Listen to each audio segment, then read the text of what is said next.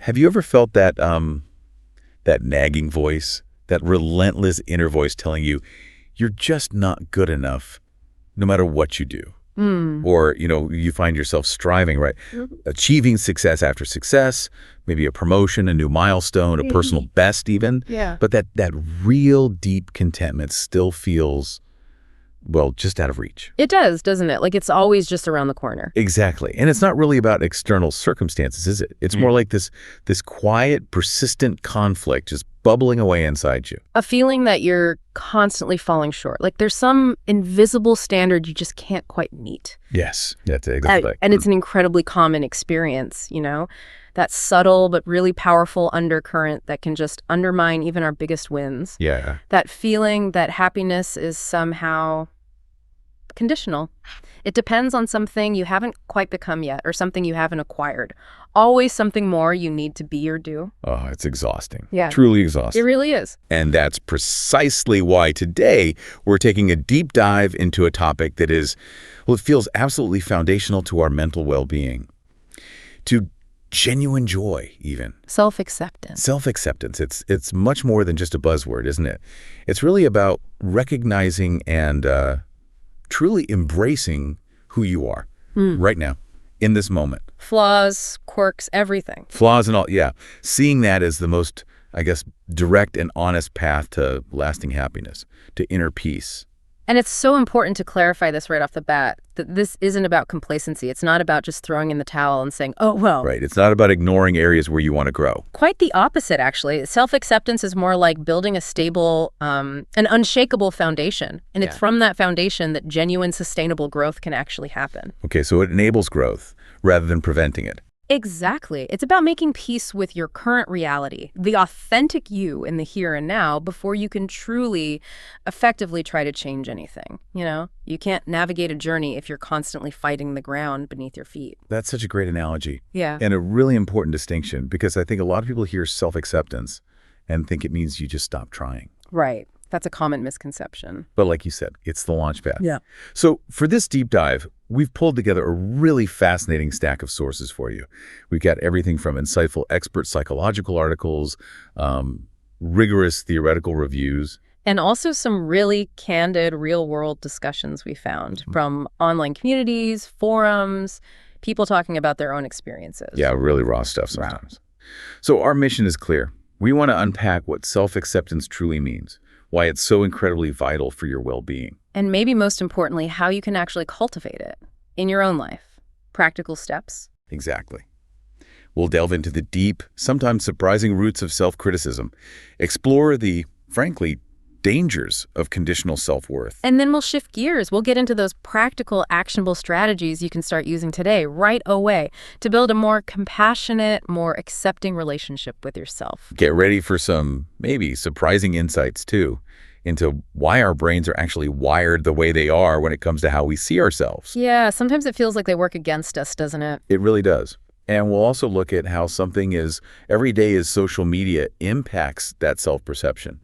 Sometimes subtly, sometimes not so subtly. Oh, yeah. And you might be surprised to learn why a really simple phrase, just 2 words actually, can be incredibly powerful, like a tool to stop a negative thought spiral and help you find some inner calm. Okay. Yeah. Let's truly unpack this. Yeah. So let's begin right at the core. What is self-acceptance, really, at its heart? And why does it matter so fundamentally to our lives? Well, digging into our sources, like insights from clinical psychologist Megan Markham, self-acceptance is defined as this kind of remarkable ability. It's about accepting both your strengths, the things you're good at, and your perceived faults. Or, as you put it nicely, your areas for growth. And doing that without harsh judgment. Without beating yourself up about them. Exactly. It's about being genuinely okay, maybe even content with who you are right now, embracing every single part of yourself. Even the messy bits. Especially the messy bits, the quirky habits, the things you might mistakenly see as flaws. It's that deep internal nod that says, yep, this is me, that's okay. That's okay. There are those words again. There they are. And what's truly fascinating and often misunderstood is that point about complacency. It's absolutely not about throwing your hands up and saying, well, I'm perfect as I am, I don't need to change a thing. Right, because that wouldn't feel authentic either for most people. No. Instead, as other sources like Headway really emphasize, it's about acknowledging your present self, recognizing your current reality with clear eyes, and then, only then, choosing to evolve from that grounded place. So acceptance first, then change. Think about it.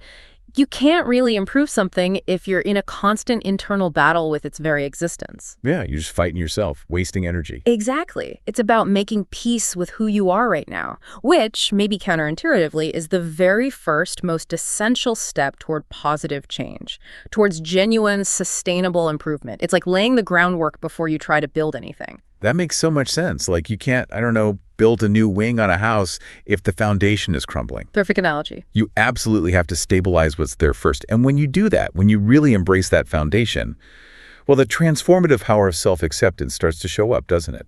Not just as a concept, but in real, tangible ways. Absolutely. We see a clear, really compelling, positive link between happiness and perceived self-acceptance across loads of studies. Oh, really? Like actual data? Yeah. For instance, there was a significant study in Varanasi. It found that women who reported higher levels of perceived self-acceptance also reported significantly greater overall happiness. Wow.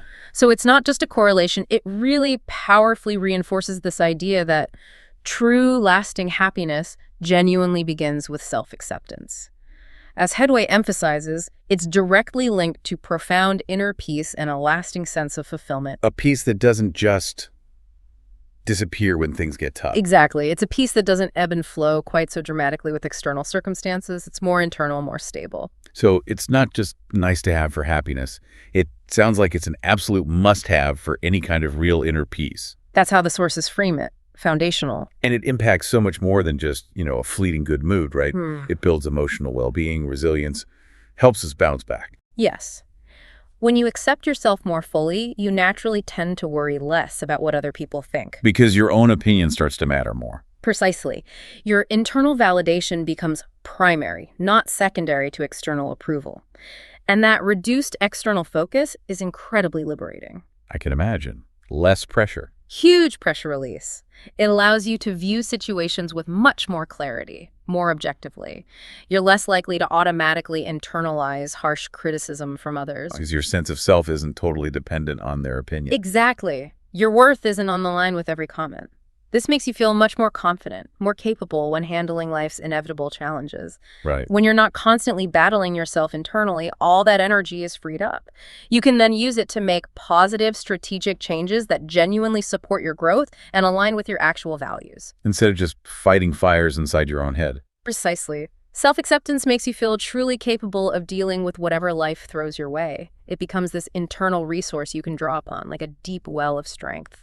And crucially, this internal shift, it must spill over into our relationships too. No, definitely. This is where it gets really transformative for many people.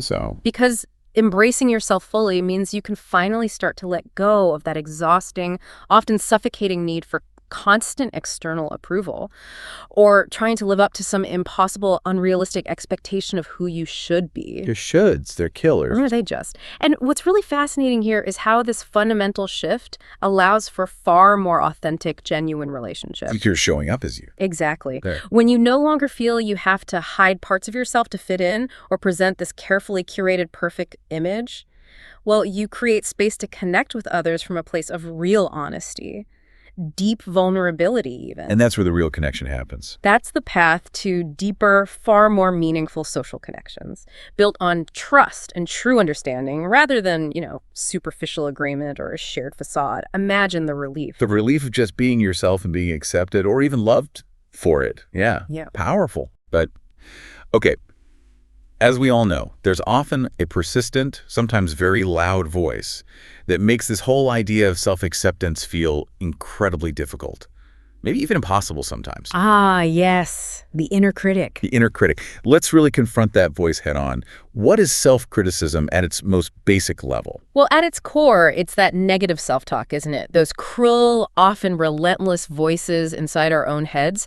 It's that internal monologue insisting, I'm not good enough, or people don't really like me, or I always mess things up, that kind of thing. Yeah, the greatest hits of self-doubt. Exactly. And the profoundly challenging part is that it's often so ingrained. It's automatic, unintentional, almost like a background program that just keeps running. Like a default setting. Yeah, like a default setting for our internal commentary. Right. Which makes it incredibly difficult to consciously control sometimes. And it sounds so harsh, so damaging, it makes us feel terrible. But where does it even come from? Like, does it serve a purpose initially? It's hard to imagine something so destructive having a positive origin story. That's a really important and honestly surprising question, isn't it? Our sources explain that the inner critic, despite how harsh it feels now, actually developed way back when to protect you. Protect me. From perceived threats in your past. Think of it, weirdly enough, as a kind of internal drill sergeant that emerged when you were younger. It was trying to keep you in line, to help you avoid further pain. Pain like what? Like perceived failure, humiliation, or maybe the devastating loss of love or important relationships. It's deeply connected to the brain's fundamental hardwiring for survival. Okay. Our brains, fundamentally, are wired to seek safety and avoid pain. That's their prime directive, really.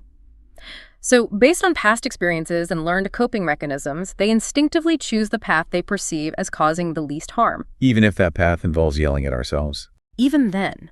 Understanding this helps us recognize that everyone, at every stage in their life is genuinely doing their best with how their brain is currently wired, even if that wiring has led to unhelpful patterns like the inner critic.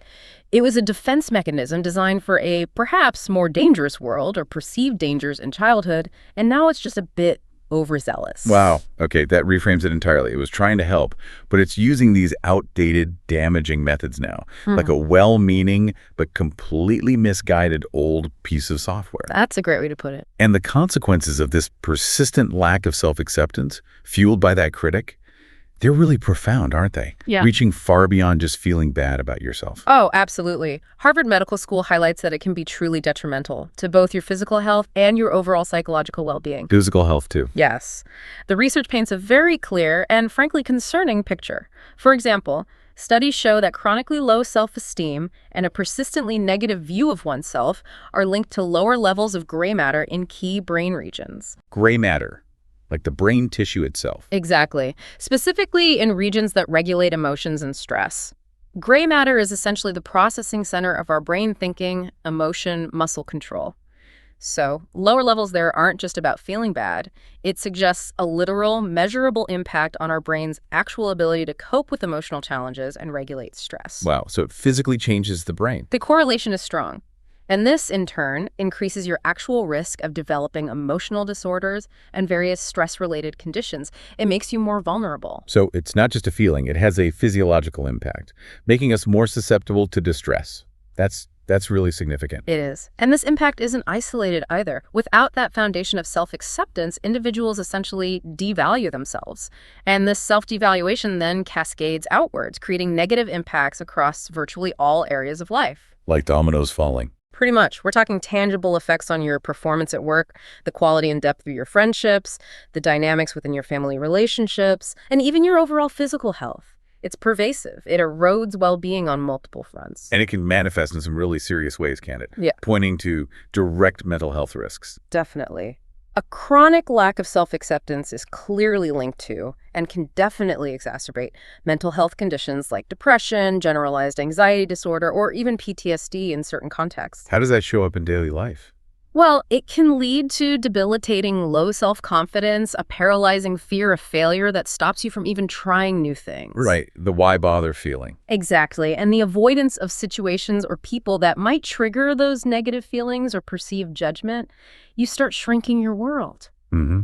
Yes, and crucially, it often results in relationship issues, often stemming from poor boundaries, because if you don't value yourself enough, it's hard to set and enforce those limits effectively. That makes sense. You don't feel you deserve to. And, of course, it manifests as self-hatred, which is often expressed through that constant, insidious, negative self-talk we were just discussing. It becomes this vicious cycle that can be incredibly difficult to break without understanding its roots and actively working to reframe that internal narrative. Okay, so much of what we're talking about seems to circle back to this core concept of self-worth. Let's really dive deeper into that. It sounds like it's a critical psychological resource, almost like a fundamental pillar of our mental architecture. Indeed. It really is. Self-worth is universally considered a crucial factor in human mental health and our psychosocial development. How crucial. Well, in clinical psychology, a consistently low level of self-worth is actually seen as an indicator of psychopathology, basically a marker of significant psychological distress or even a potential mental disorder. Wow. Conversely, a high level of self-worth is a strong indicator of positive mental health, resilience, good coping skills. It's so fundamental to our internal equilibrium that enhancing self-worth is consistently one of the most important goals across virtually all forms of psychotherapy. That makes perfect sense. It's like the bedrock upon which so much else is built. Mm. But to really get our heads around self-worth, we first need to understand what we mean by the self. Our sources break it down into two fascinating parts that are always kind of talking to each other. Yes, it's a really helpful framework. There's what's sometimes called the knowing self, or the I. This is the subjective part of you, the conscious observer, the internal narrator, the one who sees and knows. Okay, the I is the witness. Kind of, yeah. And then there's the known self, or the me. This is the objective part, the object being seen and evaluated. This is your physical body, your personality traits, your achievements, your social roles, essentially, the character in your life story. The me is the character being observed by the I. Precisely. And our objective self, that me, is constantly subject to evaluations by our subjective self, that I. This ongoing internal process, this dialogue, is exactly what leads to those internal conclusions about whether we see ourselves as valuable or not valuable. So my I is telling stories about my me, and those stories determine my sense of worth. Okay. And this brings us straight to the dangers of conditional self-worth. This is where things can really go sideways, right? Absolutely sideways. Conditional self-worth essentially dictates that an individual considers themselves valuable only if certain conditions are met. It's like your worth is always on probation. A constant proving ground. Exactly. And these conditions are incredibly varied, often quite insidious. They can be anything from, I am only valuable if I'm intelligent, or I am only worthy if I am beautiful or handsome, to my worth depends on if I am wealthy. Or successful or popular. All of those. And the specific conditions, what researchers call contingencies, vary wildly based on an individual's unique environment, their upbringing, their culture, and their deep-seated cognitive schemas, those mental filters we use to interpret the world and ourselves. Right. So these are the often unstated rules we live by, the if-then statements that govern our self-worth. What are some of these common contingencies of self-worth that research has identified? Are there typical ones? Yeah, Crocker and colleagues back in 2003 identified several really pervasive ones that many people subconsciously adopt. These include things like seeking approval from others, needing people to like you. That's a big one. Huge. Believing your worth hinges on family support or success in competition, your physical appearance, academic competence, even things like God's love or being seen as virtuous. Okay. What's particularly striking and frankly quite exhausting to even think about is that some individuals tie their self-worth directly to being better than others. Oof, that sounds like a recipe for misery. A constant, unwinnable race. It really is. A perpetual comparison that offers no real lasting victory. And what about the self-worth motivation theory in this context? How does that fit in? Right. How does motivation play into this? Well, that theory suggests our sense of worth is often intrinsically linked to our perceived success and personal motivation. So you might feel a surge of worthiness when you achieve a goal you've set, right? Makes sense. Accomplishment feels good. It does. However, and this is the critical drawback, if you fail to achieve a motivated goal, one you've poured effort and maybe even part of your identity into, it can significantly lower your self-worth. Devastatingly so sometimes. Because the condition wasn't met. Exactly. What's more, if you focus only on your innate abilities, like I'm just naturally smart, without acknowledging the crucial role of effort, particularly when you're young, it can lead to intense feelings of humiliation and regret when you don't instantly succeed. Because if you're naturally good, failure means something is fundamentally wrong with you. Precisely. It sets up this unfair expectation that worth only comes from effortless victory, which is rarely how life actually works. Yeah, that makes perfect sense. It's not just about the outcome, but how we frame the effort and the process. And this entire psychological structure where self-worth is built on these conditions and comparisons, it just sounds incredibly fragile, like a house of cards. It absolutely is. This structure, precariously built on comparisons with others and external achievements, inherently makes self-worth fragile deeply unstable. Why unstable? Because the external world is always changing. Approval comes and goes, success isn't guaranteed, looks fade. If your worth depends on those things, it's constantly fluctuating. This inherent instability can leave individuals highly vulnerable to conditions like depression, anxiety. Because their emotional well-being is basically at the mercy of things they can't fully control. Exactly. Our sources illustrate this as a cycle of contingencies of self-worth. It's this reinforcing loop that can be incredibly difficult to escape. The cycle. Okay, tell us more about that. How does it keep going? Well, it's a self-reinforcing loop, almost like a psychological trap. Conditional self-worth, that belief, I'm only worthy if X happens, can lead directly to low self-efficacy. Self-efficacy. Good. That's your belief in your own ability to succeed, right? Exactly, your belief in your competence. So if your worth is conditional and you experience a setback, which is inevitable, your self-efficacy can plummet. See? I knew I couldn't do it. I'm not worthy. Precisely that kind of thinking. This, in turn, can lead to lower self-esteem, that general feeling of self-regard. Lower self-esteem then often feeds into low motivation. Because if you don't feel worthy or capable, why would you even bother trying? It feels pointless. Hopeless, maybe. Right. And this lack of motivation then further reinforces your reliance on those external conditions for any shred of self-worth. You get trapped in this loop where you constantly need external validation or specific achievements to feel okay about yourself. Making genuine internal happiness feel perpetually out of reach. Like you're always chasing it.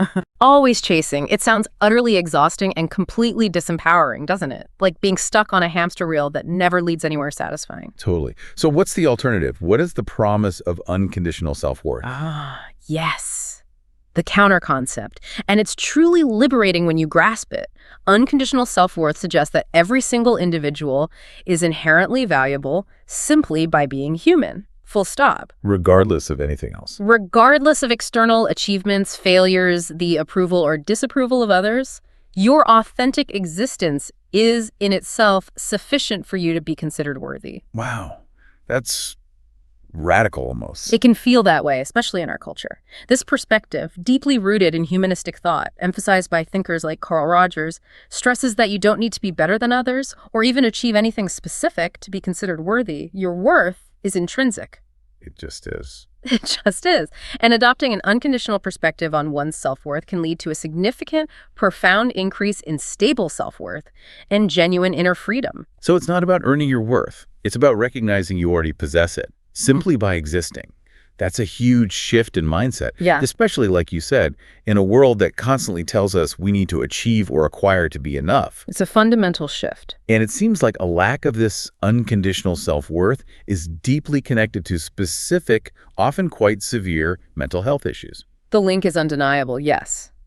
Take eating disorders, for instance. Individuals grappling with conditions like anorexia, bulimia, or binge eating disorder often exhibit significantly low levels of self-worth. And how does that connect? That self-worth is, almost universally in these cases, heavily reliant on physical appearance. Things like beauty, thinness, or muscularity become the primary conditions for feeling valuable.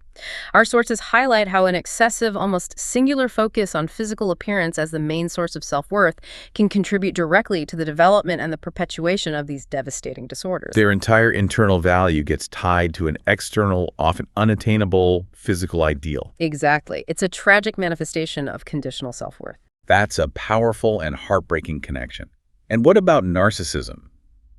That seems like it would be related, but maybe in a very different way, almost like a distorted reflection of self-worth. It's a fascinating and complex contrast, you're right. Narcissistic individuals might display what appears on the surface to be immense confidence, seemingly high self-esteem. Yeah, they often project superiority. They do. However, our sources clarify that this is often, maybe usually, a counterfeit self-confidence. Their self-worth is, in fact, deeply contingent, reliant on external factors, and, critically, on being perceived as better than others. There's that contingency again. Better than others. Yes. This reliance on external validation leads to constant comparison, immense internal tension, and an inherently unstable self-worth perception. So it's a facade. They project strength and superiority, but inside they're constantly comparing and desperately needing that external validation to prop up their fragile sense of self. Precisely. Their internal world is often marked by these conflicting states, a grandiose yet precarious self-image on one hand, and deep-seated self-hatred or insecurity on the other. which often fuels their narcissistic behaviors, the need to put others down, the entitlement, the lack of empathy. They constantly need external approval, admiration, validation, and a lack of positive feedback or even perceived criticism can severely damage their already precarious self-worth, often leading to rage or collapse. It sounds like a very precarious foundation indeed. Built on sand, not solid ground. That's a perfect description. Okay, so now that we've laid out the foundations of self-acceptance, wrestled with that inner critic, and really seen the dangers of conditional self-worth, let's get into the truly actionable stuff. What are some practical, tangible strategies we can use to cultivate self-acceptance and, crucially, self-kindness in our daily lives? Yes, the how-to. Let's start with this idea of giving yourself grace. Sounds lovely, but what does it really mean in practice? This is such a crucial first step, and it ties right back to our chat about the inner critic being automatic. We know that self-critical thinking is often deeply ingrained, almost like a reflex, right? Oh yeah, default mode for many. So instead of putting immense pressure on yourself to immediately control it or silence it, which ironically can often backfire. Leading to criticizing yourself for being self-critical. Exactly, that horrible spiral. The key is to practice gentleness.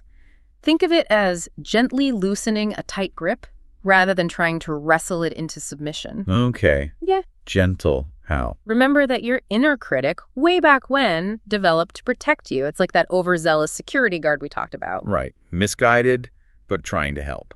So a really powerful technique recommended by experts is to actually pause, acknowledge that critical voice when it pops up, and literally thank it for trying to protect you. Thank it, really? You might say internally, thank you, inner critic. I know you're trying to keep me safe from failure or judgment, but your services aren't needed right now.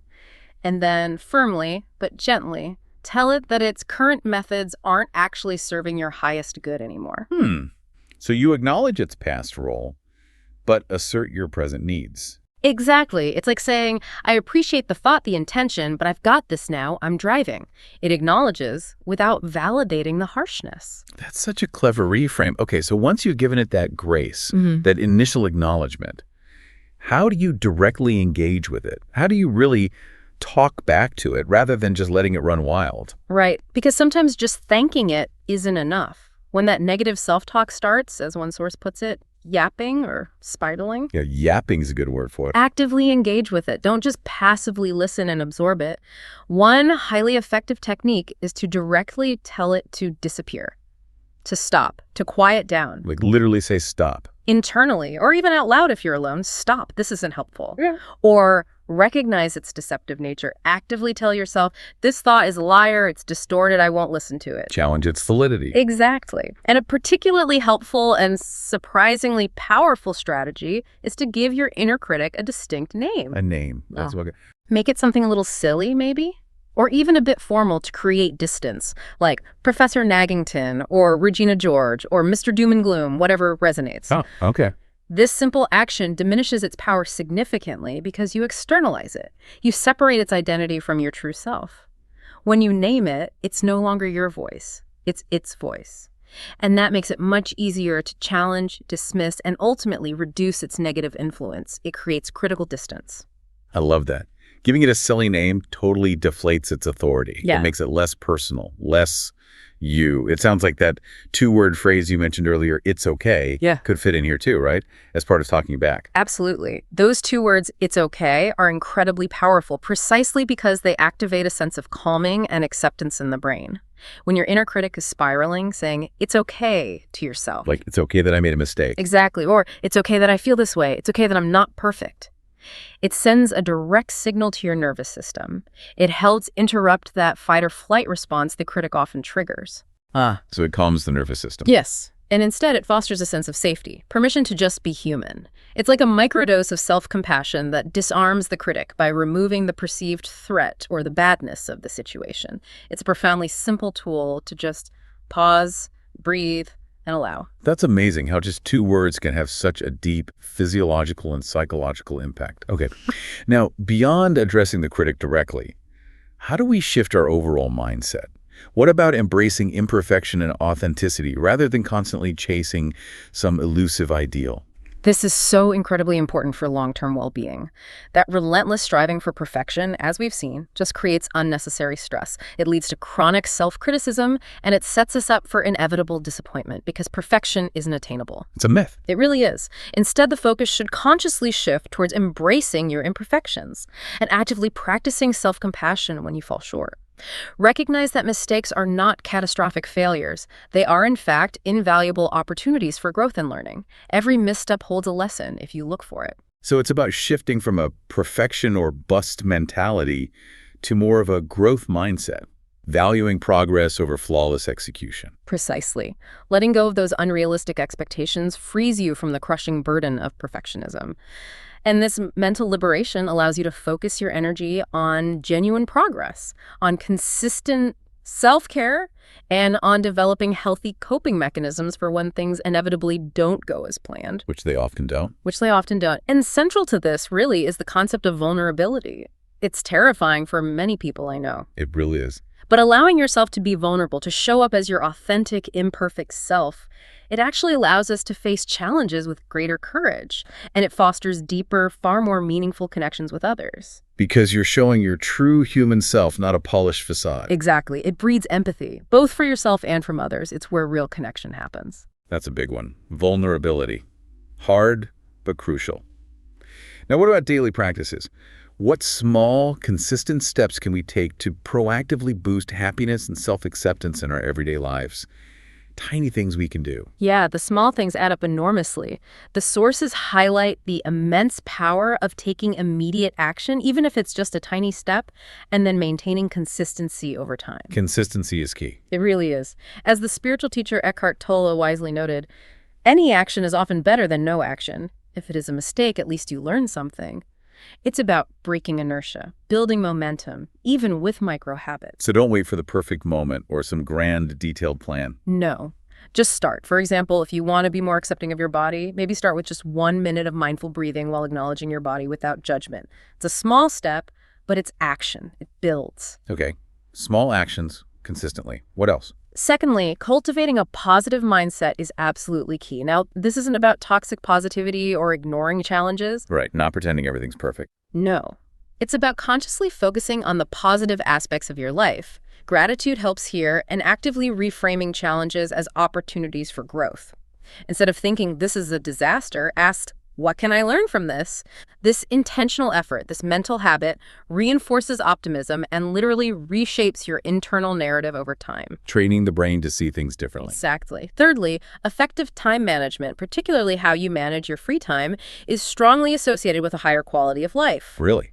How you manage downtime. Yes. When you intentionally structure your leisure time, dedicating it to activities that genuinely rejuvenate and fulfill you, rather than just passively scrolling or zoning out, you feel more in control, more satisfied, which in turn boosts self-acceptance. Interesting. Makes sense. And fourth. And finally, embracing a mindset of continuous growth and learning. Just staying curious about the world and your place in it. This keeps you adaptable, open to new experiences, and significantly enhances your resilience and your sense of competence. Learning new things feels good. It sounds like a really holistic approach, affecting everything from how we spend our time to how we frame our thoughts. And speaking of environments, what about finding positivity outside yourself? Our surroundings play a huge role, don't they? They play a monumental role. Yeah. This involves being incredibly deliberate, really intentional in what and whom you surround yourself with. Like curating your life. Kind of. Actively avoid things that consistently make you feel bad, drain your energy, or drag you down emotionally. This might mean muting certain social media accounts, saying no more often to draining commitments, or even reducing exposure to certain relentlessly negative news cycles. Protecting your energy. Exactly. And then, on the flip side, actively seek out positive and uplifting activities and people. For example, maybe swap the doom and gloom documentaries for comedies that make you genuinely laugh. Seek out friends who truly encourage you, who celebrate your successes, who offer constructive support rather than constant critique. Choose your tribe wisely. Absolutely. This conscious curation of your environment can gradually but profoundly help shift your inner voice to match a more positive external reality. It creates a virtuous feedback loop. Your inner world reflects your outer world, and vice versa. That makes so much sense. Yeah. Our external world truly does influence our internal one, often more than we realize. And, okay, you mentioned social media. That's such a pervasive part of many people's daily lives, and it's often a major source of comparison and self-criticism, isn't it? You've hit on a critical point there. Research consistently suggests that excessive or, maybe more accurately, uncurated social media use can lead directly to social comparison, feelings of inadequacy, and ultimately decreased life satisfaction. It's designed to do that sometimes. So what's the advice? Just quit. Well, the recommendation is straightforward, though sometimes requires a bit of digital discipline. If specific apps or the content you see there tend to make you feel less than great about yourself, genuinely consider deleting or restricting them, even just temporarily, to see how it feels. Digital detox. Could be. But beyond that, implement firm boundaries. Unfollow, mute, or actively hide any accounts or content that consistently triggers negative self-talk, envy, or comparison in you. It's about taking back control of your digital space and curating it for your psychological well-being, rather than letting algorithms dictate your self-perception. That's a tough but incredibly necessary step for many, I think. A kind of digital decluttering for your mental health. Oh. Okay.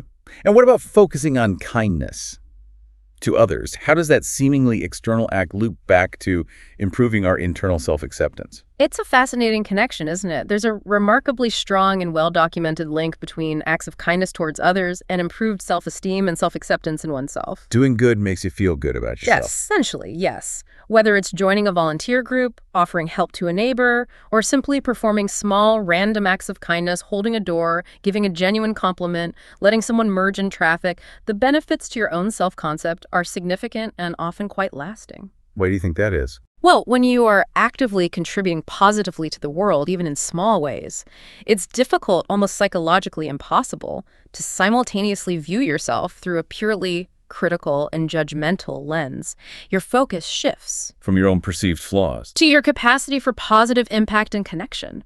You see yourself reflected in your actions as someone who does good, which fundamentally shifts how your knowing self, your internal observer, perceives your known self, your character. It builds evidence against the inner critic. That's a powerful, almost built-in positive feedback loop. Hmm? Okay, what other practical steps can we take to really solidify this foundation of self-acceptance? Embracing your values and setting healthy boundaries are absolutely fundamental here, really foundational. Values and boundaries. Tell me more.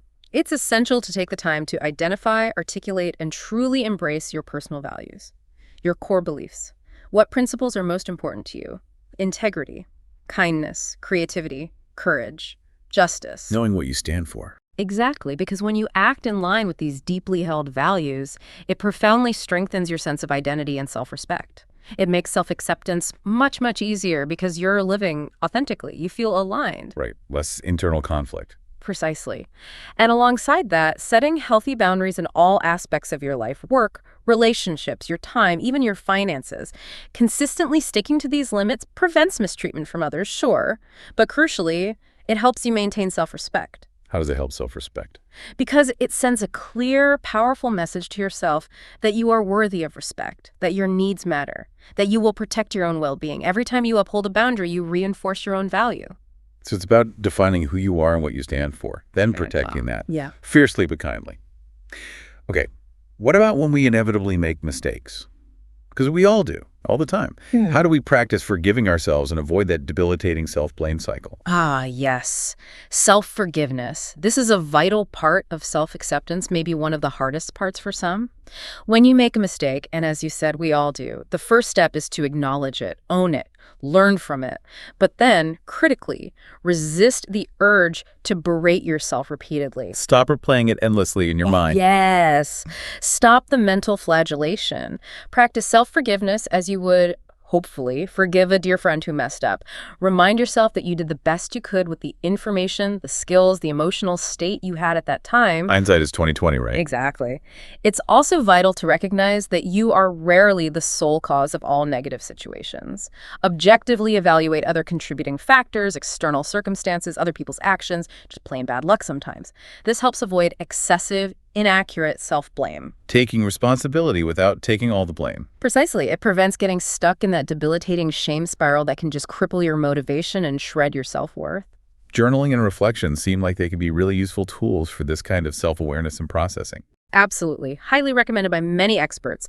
Maintaining a journal where you can candidly record your strengths, your accomplishments, big and small, your weaknesses or areas for growth, your disappointments, your insights, it's incredibly helpful. How does it help specifically? This consistent practice helps you process complex thoughts and emotions safely. It helps clarify your values over time. It lets you identify patterns in your behavior, both helpful and unhelpful ones. And it helps pinpoint areas for future change, but without the harsh judgment you might apply in the moment. Like having a non-judgmental witness to your thoughts. Exactly. It creates a private, safe space for honest self-assessment and deep reflection. It helps you see yourself more clearly and often more compassionately over time. Okay.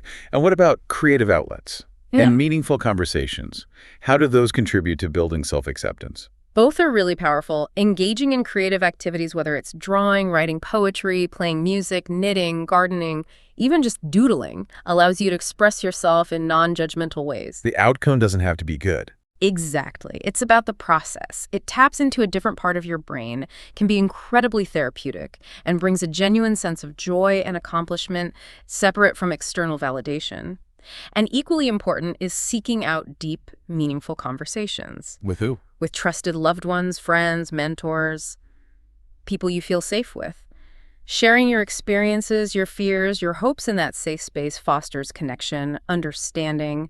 It helps you clarify what truly matters to you. And helps you feel less alone. Absolutely. These interactions allow you to see yourself through different, often kinder eyes, and to realize you're definitely not alone in your struggles or your imperfections. These are all ways to nurture and express your authentic self. These strategies sound incredibly helpful, really practical and truly holistic, covering so many different angles, and they lead us right into another profound concept that feels so intertwined with self-acceptance, almost like its fraternal twin, maybe. Ah, you must mean self-compassion. Self-compassion, exactly. This isn't just about being nice to yourself, is it? Or letting yourself off the hook. It feels like it goes much deeper. Oh, it goes far deeper than mere self-indulgence or, importantly, self-pity. Self-compassion, as brilliantly defined by the leading researcher Dr. Kristen Neff. Yeah, her work is fantastic. Isn't it? She defines it as actively accepting yourself and showing yourself profound self-kindness, especially in the face of mistakes, perceived failures, and personal pain, when you're hurting. So it's kindness when you need it most. Exactly. And it's absolutely crucial to distinguish it from self-pity. Self-pity tends to exaggerate personal problems, makes you feel isolated, gets you stuck wallowing in negative emotion, and completely forgets the shared human experience of suffering. Right. Self-pity feels isolating. It does. Self-compassion, in contrast, recognizes that suffering and imperfection are universal. It connects us. So it's a very specific, deliberate way of relating to ourselves when things are tough.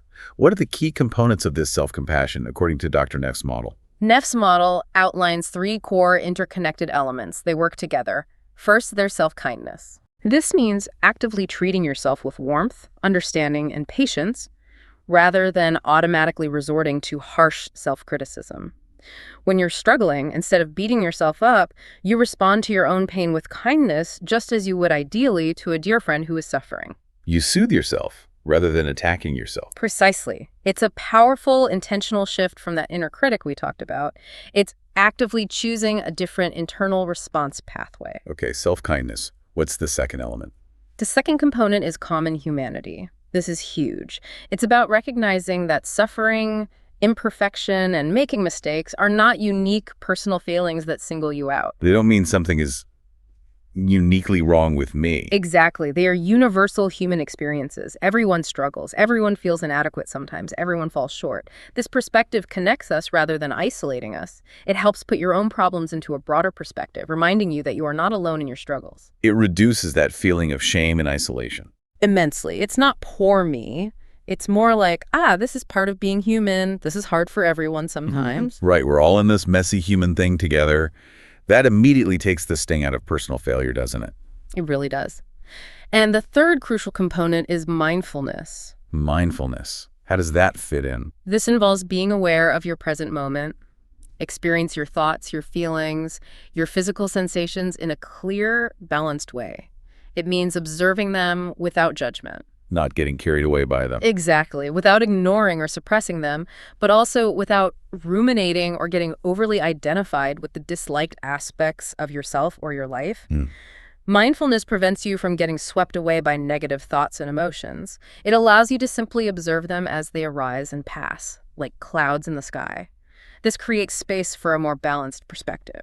So kindness towards the feeling, recognizing everyone feels this way sometimes, and observing it without getting lost in it. You've got it. Those are the three pillars working together. So self-compassion acts as a protective factor then, almost like a shield, or maybe an internal shock absorber against the negative impacts of self-criticism and life's inevitable setbacks. It absolutely does. The research is very clear on this. Self-compassion acts as a significant protective factor against those very common pitfalls of low self-esteem and the low motivation that often arise from feelings of inadequacy.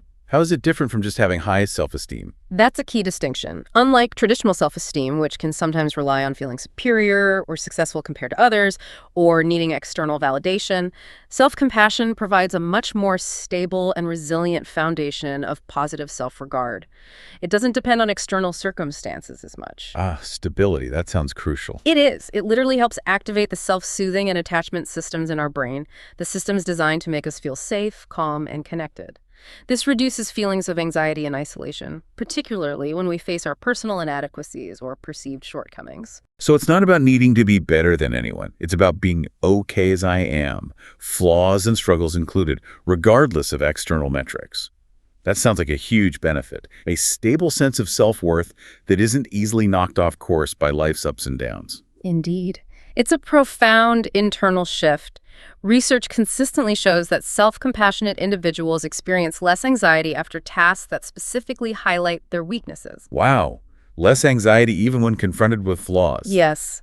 They also tend to use less isolating language when describing their struggles, more we and less I, and they're remarkably less affected by neutral or even mildly critical feedback. They don't take it quite so personally. Because their worth isn't solely on the line. Exactly. And crucially, self-compassion strongly predicts self-worth stability, meaning your sense of self-worth is significantly less likely to fluctuate dramatically based on external circumstances or outcomes.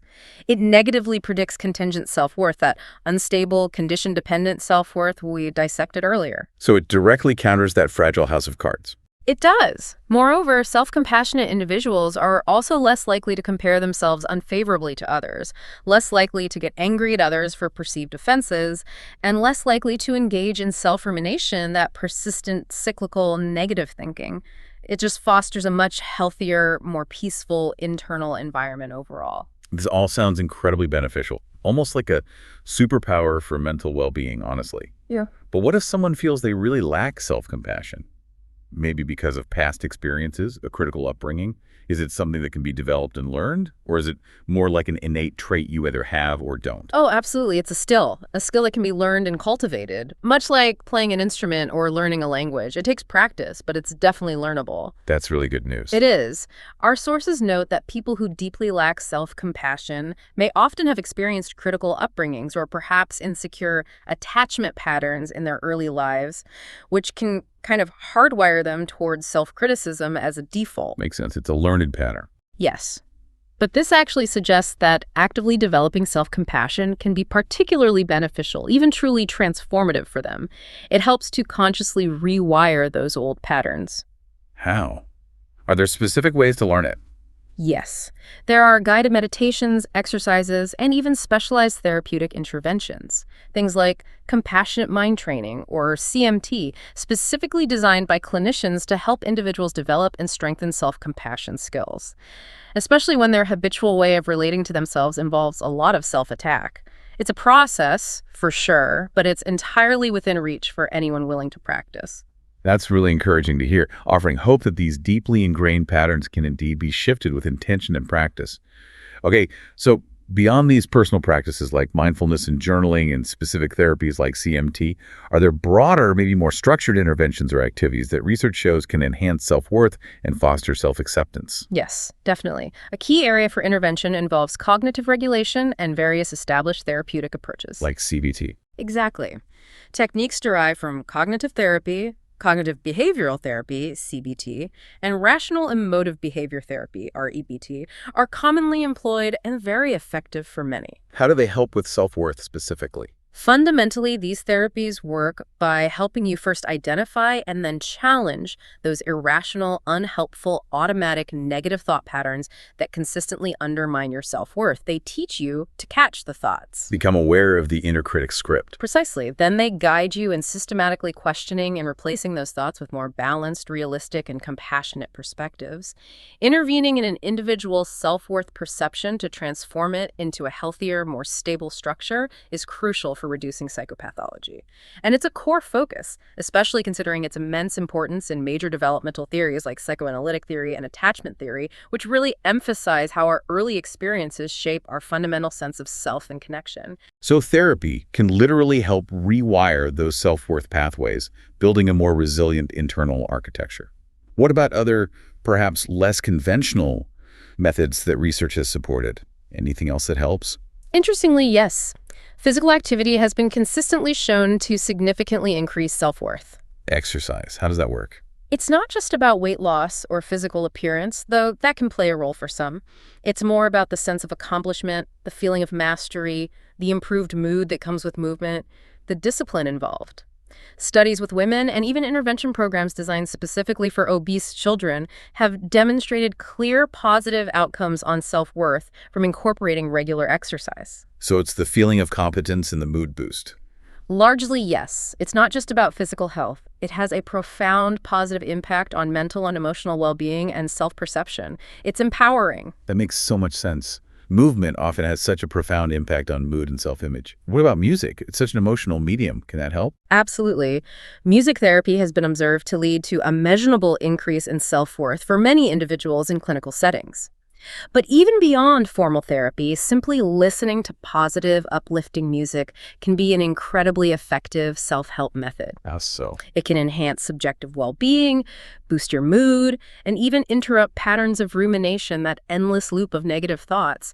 Just putting on some feel-good music can shift your state. Yeah, music is powerful. It is. However, there's an important caution here. Be mindful of the visual components or media sometimes associated with music videos, social media trends tied to songs. Right, the ones that might encourage comparison. Exactly, or promote unattainable lifestyles or body images. That kind of content can actually counteract the positive benefits of the music itself and end up lowering self-worth. So choose your music and maybe its context wisely. So it's not just the sound, but the entire context around it. That's a really insightful nuance. Okay. And what about social connections and skills? We touched on relationships earlier. Right. Building on that idea of authentic relationships, social skills training has also been shown to significantly increase self-worth, particularly in specific populations. Okay. For instance, programs like one called STARS, Social Skills Training and Responsibilities, have demonstrated positive impacts on adolescents with ADHD. These interventions help individuals navigate social interactions more effectively, build stronger connections, understand social cues better. Which makes them feel more competent and accepted. Precisely. Which in turn can profoundly boost their sense of self-worth and belonging. Feeling connected and capable socially is huge for self-worth. All of these sound like really powerful tools for self-improvement and building a stronger sense of self. But when is it time to seek professional help? When do you know you've gone beyond what these self-help strategies can reasonably offer on their own? It can be hard to tell. That's a really important and often difficult question for people to answer for themselves, absolutely. It's crucial to seek help from a qualified mental health professional, a therapist, counselor, psychologist, if a lack of self-acceptance is significantly disturbing your peace of mind on a consistent basis. Like it's always there. Yeah, if it's pervasive, if it's causing persistent symptoms of anxiety or depression, or if it's clearly interfering with your daily functioning things like your ability to eat properly, sleep well, concentrate at work, or engage in hobbies you used to enjoy. When it starts impacting your life negatively. Exactly. Also, if it's consistently harming your relationships, maybe leading to isolation or repeated conflict. These are all clear and compelling indicators that professional support could be incredibly beneficial, maybe even life-changing. And it's okay to seek that help. More than okay. It's a sign of strength, not weakness, to recognize you need support and to reach out for it. Wow. We've really journeyed today, haven't we? From understanding that pervasive inner critic, that well-meaning but totally misguided drill sergeant in our minds. Hmm. Still trying to protect us in its own way. Right. To embracing the really profound truth that your worth is inherent. It's not something you have to earn. It's just there. We explored in detail how conditional self-worth, basing your value on ifs, can lead to such fragility, instability, and deep unhappiness. Yeah, that house of cards analogy really stuck with me. And we starkly contrasted that with the sense of freedom, the contentment, that can be found in embracing unconditional self-acceptance, accepting yourself as you are right now. And through this deep dive, we've uncovered a wealth of practical, truly actionable strategies that you, listening right now, can begin implementing today. Yeah, from the surprisingly simple act of talking back to or even naming your inner critic. Professor Naggington. Ha, exactly. To strategically stepping away from social media that makes you feel bad. To practicing genuine kindness towards others, which loops back to you. And perhaps most powerfully, cultivating that profound practice of self-compassion. So as you integrate these insights into your own life, maybe just remember this core truth. You are worthy of love, understanding, and acceptance, just as you are right now, in this moment. True happiness, that lasting kind, it doesn't come from constant external validation or that relentless, exhausting pursuit of some mythical perfection. No, instead, it really seems to flourish from the acceptance and the kindness you intentionally extend to yourself from the inside out. And as you reflect on this deep dive, maybe consider this thought for your own journey, something to mull over.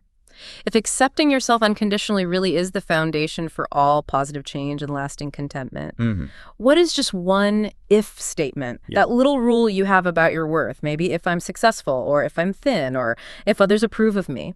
What's just one of those that you could consciously choose to start releasing from your self-worth today? Just loosen its grip a little. Exactly. Think about that small but potentially incredibly brave step you might take. Keep practicing these strategies. Keep being curious about your own rich inner world.